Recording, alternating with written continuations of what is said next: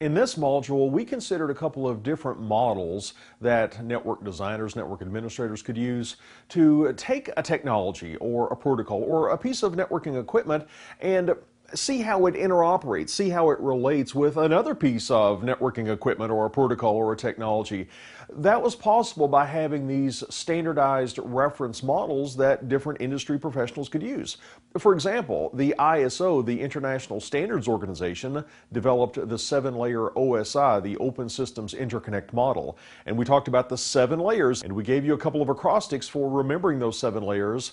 All people seem to need data processing. That was top-down, application, presentation, session, transport, network, data link, and physical. Or please do not throw sausage pizza away, going from the bottom up.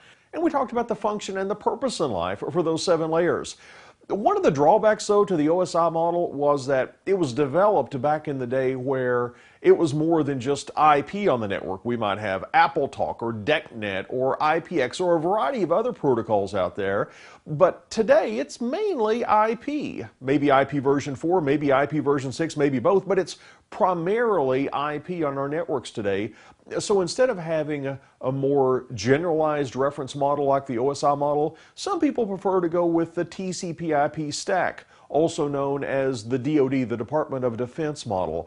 And this only had 4 layers. It was much easier to identify a protocol and say, oh, you go at the application layer. We would have to know a lot of details about that protocol to plug it neatly into the OSI model perhaps, but with the TCP/IP stack, we could say, well, I know this is an upper layer protocol. I know it's encapsulated inside of TCP, therefore I'm going to stick it at the application layer. And another big advantage, of course, from learning these different models is as you go throughout your networking career and you're reading different documentation, different reference material, you're going to see references to these layers.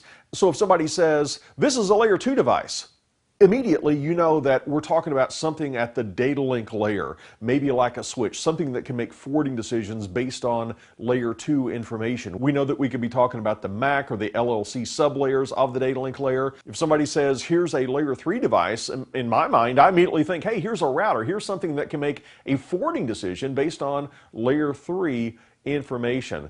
So these models, they're great to know as a foundation as we're starting to build our networking knowledge, because a lot of the protocols, a lot of the devices, as you read about them, they're going to refer back to these models.